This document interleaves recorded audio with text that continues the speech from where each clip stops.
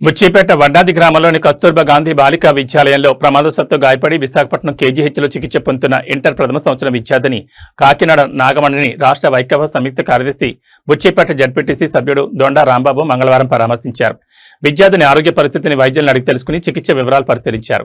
ఈ సందర్భంగా విద్యార్థిని కుటుంబ సభ్యులతో మాట్లాడిన ఆయన ధైర్యంగా ఉండాలని సూచిస్తూ మెరుగైన వైద్య సేవలు అందేలా అన్ని విధాల సహకారం అందిస్తానని హామీ ఇచ్చారు. అనంతరం కేజీహెచ్ సూపరింటెండెంట్ డాక్టర్ వాణి, ఎన్టీఆర్ వైద్య సేవా ట్రస్ట్ చైర్మన్ సీతంరాజు, సుధాకర్ను కలిసి విద్యార్థినికి అత్యున్నత స్థాయి వైద్య సేవలు అందించాలని కోరారు. చికిత్సలో ఎలాంటి లోటుపాట్లు లేకుండా అవసరమైన మందులు, వైద్య సదుపాయాలు, నిపుణుల పర్యవేక్షణ అందేలా చర్యలు తీసుకోవాలని విజ్ఞప్తి చేశారు. బాధిత కుటుంబానికి ఎప్పటికప్పుడు అండగా ఉంటానని, విద్యార్థిని పూర్తిగా కోలుకునే వరకు అవసరమైతే ప్రభుత్వ యంత్రాంగంతో సమన్వయం చేసి అవసరమైన సహాయ సహకారాలు అందిస్తానని దొండా రాంబాబు తెలిపారు. ప్రమాద విషయం తెలిసిన వెంటనే స్పందించి నేరుగా కేజీహెచ్కు చేరుకుని వైద్యాధికారులతో మాట్లాడి చికిత్సపై ప్రత్యేక శ్రద్ధ చూపడం స్థానికుల ప్రశంసలు అందుకుంది.